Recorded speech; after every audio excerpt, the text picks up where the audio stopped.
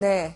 한국당 초재선 의원이 정풍운동에 나섰다. 이렇게 신문들이 보도를 하고 있는데요. 김상민 의원님, 네. 보니까 이제 한국당 초재선 의원들이 입장을 지금 표명하려고 하는데, 자, 서청원, 최경환 의원도 나가시고, 홍준표 대표도 사퇴하십시오. 이런 입장을 했네요. 사실은 정풍운동이 지금 이럴 때 일어나는구나.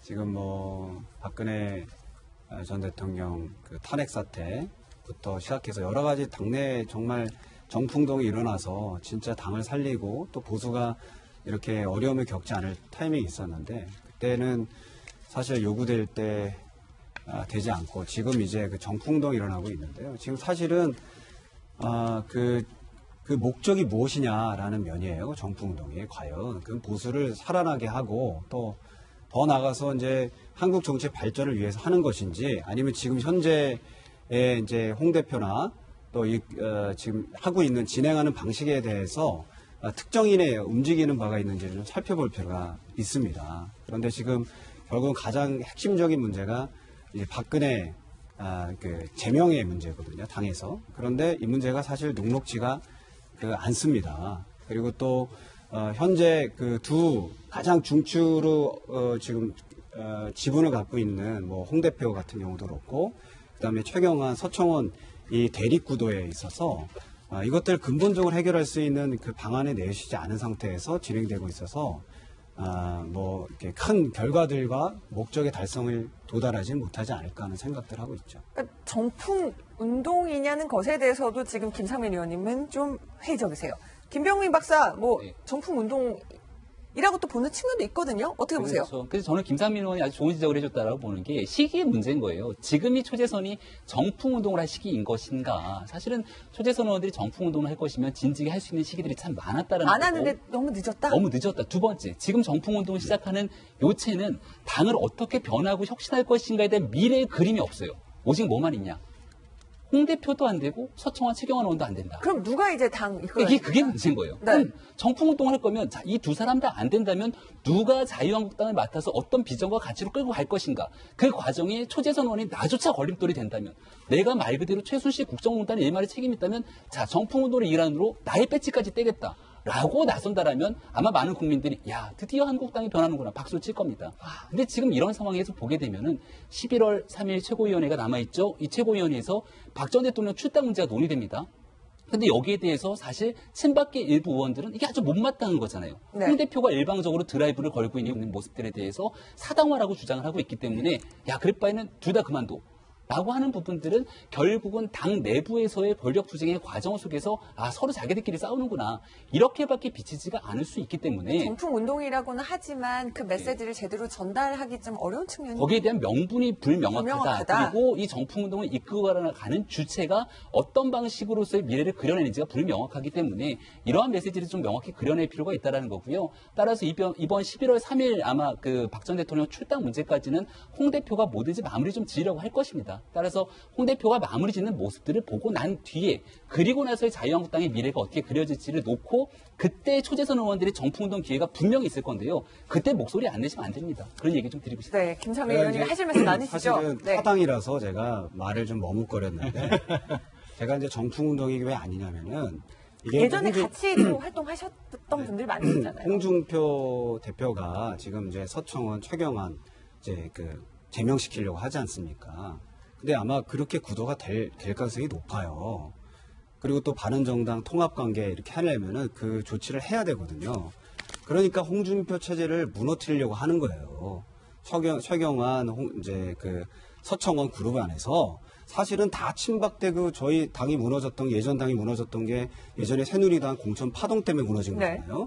그래서 다 소위 말해서 예전에 탄도리처럼 친박 어떠한의 아주 무자비한 잘못된 비상식적인 공천으로 이렇게 당선된 사람들이 많아요. 그러니까 이번에 홍준표 체제를 무너뜨리면서 서청원, 최경환도 같이 무너져라 그러면서 압박하는 것이지 이거는 정치개혁과 이렇게 보수의 개혁하고 전혀 상관없는 문제인 것이죠. 그리고 그러면서 이제 박근혜 제명 문제도 풀어내겠다라는 일종의 제가 볼 때는 꼼수입니다.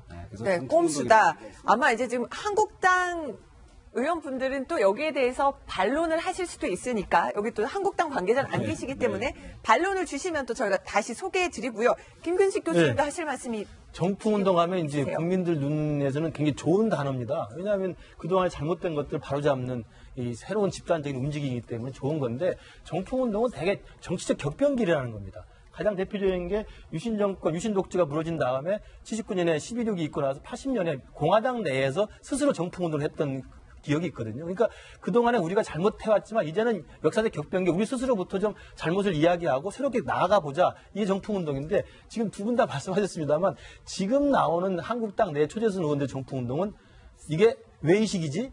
이게 무슨 의미지?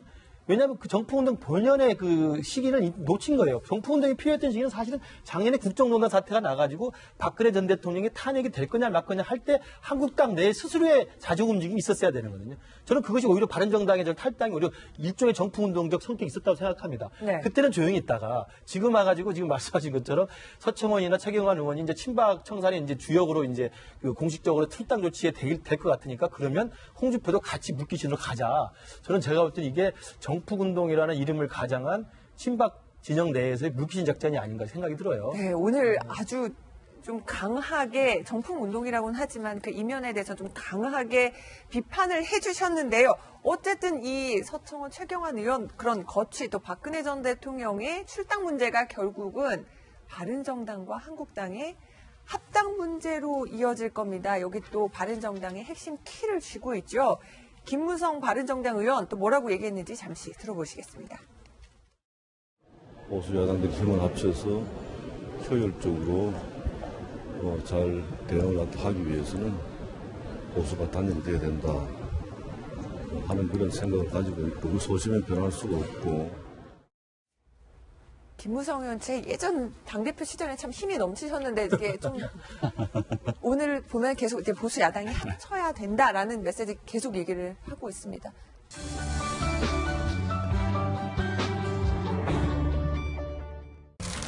네, 신동빈 롯데 회장 어제 10년이 구형이 됐습니다. 벌금도 1,000억 원을 내야 한다. 아주 이례적인 구형에 지금 롯데가 충격에 휩싸였습니다. 10년. 네. 김재희 변호사, 보통 재벌 회장들 징역 3년에 집행유예 5년 이런 것들이 뭐 관례다 이런 얘기가 많았었거든요. 일종의 그것은 적폐죠. 그리고 저는 이번에는 정말 법대로 제대로 구형이 되었다고 생각을 하고 판결도 아마 제대로 되지 않을까라는 생각을 합니다. 근데 그 검찰은 구형을 10년 이렇게 하면서 이례적으로 그 구형 이유를 굉장히 상세히 밝혔는데요. 뭐냐면 대기업 총수 일가의 그 사익 추구 범죄 행위로는 역대 최대 규모라고 하면서 중형 구형 이유를 설명을 했습니다. 그러니까 불법적인 방법을 통해서 막대한 부를 이전시키고 그다음에 기업 재산을 사유화해서 그 재벌가 사람들끼리 그 이익을 나눠 먹고 그다음에 또 경영권 승계 구도에서 이제 불법적으로 계열사에게 이제 갖가지 특종을 준 특혜를 준 그런 의혹들이 전부 다 지금 총 액수가 거의 뭐 한 7천억 원에 이르는 것으로 그렇게 알려졌습니다. 그래서 결국은 이제 신 회장 측에서는 또 이제 약간 본인의 그런 잘못을 인정하는 듯한 그런 마지막 발언을 했습니다. 그래서 그 롯데 임직원과 국민 여러분들께 머리 숙여 사죄의 말씀을 드리겠다라고 했고요. 약간 이제 사회적 물의를 일으켜서 정말 부끄럽다. 하지만 롯데그룹이 이제 다시 한 번만 기회를 준다면 어느 그룹보다 더 국민들에게 사랑받는 그룹으로 거듭나겠다라고 마지막 소감을 밝혔습니다. 그런데 이제 이 신동빈 회장은 10년이 구형이 됐고요. 그다음에 신동주 부회장, 형이죠. 전 부회장은 5년이 구형이 됐고요. 보면은 각 가족마다 지금 구형량이 나오는데 보면은 그 혐의에 따라서 조금씩 무게가 다릅니다. 신동빈 회장이 가장 지금 많은 혐의, 가장 많은 그 징역 구형이 된 것은 어떤 이유 때문입니까? 예, 아무래도 이제 그 신동주는 일본 롯데홀딩스 부회장직에 있죠. 주로 국내보다는 일본에서 많이 활동을 했고, 그리고 또 이제 그 롯데그룹 전반에 관련되거든 신동빈 회장이 훨씬 더 그 강한 권한을 갖고 있었고, 또 회사 일을 더 많이 챙겼던 것으로 보이기 때문에 이런 일련의 범죄 혐의들에 대해서 훨씬 개입을 더 많이 하고 좀 더 주도적이었다라고 판단을 하다 보니까 아무래도 좀 구형이 더 높게 된 것 같습니다. 지금 보면은 서미경 씨, 그러니까 신격호 명예회장의 사실혼 관계 세 번째 부인으로 알려져 있는데 지금 서미경 씨도 지금 구형량이 나왔고요. 예, 징역 적지 7년에 않습니다. 예. 벌금 1,200억 원이죠. 보면은 지금 신동주 전 부회장보다도 지금 형량이 높게 지금 나오고 있고요. 예, 아무래도 그 범죄의 관련성 정도를 따져서 저렇게 구형을 했던 것 같습니다. 롯데그룹 그 일가들의 이제 좀 상당히 중형이 구형이 된 건데요.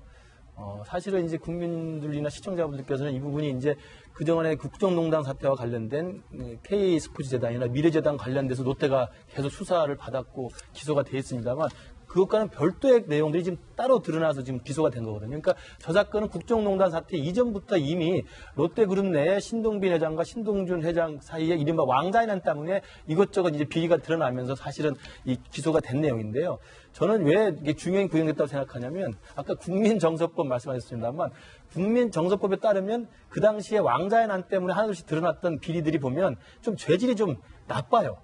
죄질이 나빠. 예를 들면 지금 신동빈 회장의 묵인하에 신동주 전 부회장이나 신영자 이사장이나 이런 사람들한테 일을 하지 않고 공짜 급여로 508억 원이 지급이 됐다는 게 아닙니까? 그러니까 국민들 입장에서는 508억 원이면 정말 상상할 수 없는 금액인데 그냥 이름만 걸어놓고 매달 따박따박 월급을 받아간 겁니다. 그것도 수억 원을 받아갔지 않았겠습니까? 그런 것들이라든지 그다음에 신격호 총괄회장의 동거녀이자 세 번째 부인으로 지금 행세하고 있는 서미경 씨 같은 경우는 같이 살고 있던 동거녀라는 이유만으로 이 전국적으로 가장 많이 포진되어 있는 롯데 시네마 거기에 있는 팝콘을 팔아서 이득을 챙긴 거예요. 정말 이건 눈 감고 아웅하는 거 아닙니까? 그러니까 국민들의 입장에서 봤을 때는 아니 뭐 대기업이 비자금을 조성하고 뭐 투자를 잘못해가지고 횡령 배임하는 거 이 정도는 뭐 우리가 벌을 받긴 하지만 뭐 조금 더 참작의 여지가 있다고 생각합니다만 이번에 롯데그룹 일가 사건에서 드러난 여러 가지 내용들 보면 또 신영자 이사장 지금 화면에 나옵니다만 그동안 어디 저기는 서미경 씨입니다. 서미경 서미경 씨. 씨가 네, 서미경 지난번에 출두할 출석하는 때 모습이고 모습이고. 어제는 보니까는 또 목발을 집은 또 모습을 볼 예. 수도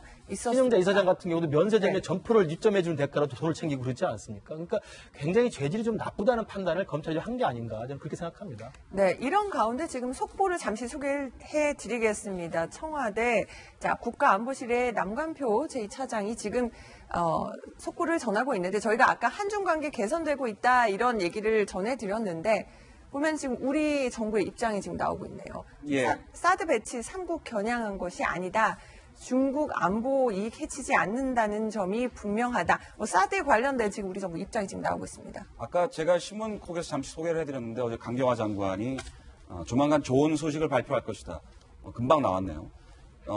사드 문제로 한중 관계가 경색된 지 꽤 됐습니다. 근데 그동안 물밑 교섭이 있었고 오늘 10시를 기해서 한중 동시에 발표한 내용입니다.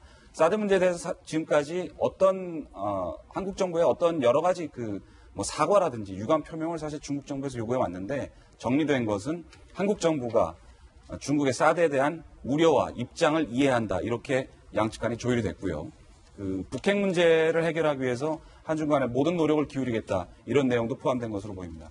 네, 관련된 소식은 저희가 또 나오는 대로 전해드리도록 하겠습니다. 롯데 얘기를 하다가 이제 좀 정리를 해봐야 되는데 아주 이례적인 무거운 구형이었고요. 이제 재판부의 선택이 남아 있습니다. 자, 김재희 변호사가 만약 내가 재판부라면 몇 년을 선고하시겠습니까? 관측을 해주세요. 네. 글쎄 이거는 선고하기가 제가 자세한 내용을 뭐 재판 기록에 나와 있는 것들을 전부 다 알고 있지 못하기 때문에 여기 단정할 수 없지만 저는 약 한 5년 정도를 기대해 봅니다. 네. 또 그러니까 집행유예는 좀 그래서 가기 어려워 집행유예는 보인다. 3년 이하여야 네. 되는데 네. 5년이면 집행유예는 불가능한 형량이죠. 그렇습니다. 앞으로 또 어떤 결과 재판 소식도 저희가 전해드리도록 하고요. 돌직구 신문 3면 두 번째 소식입니다.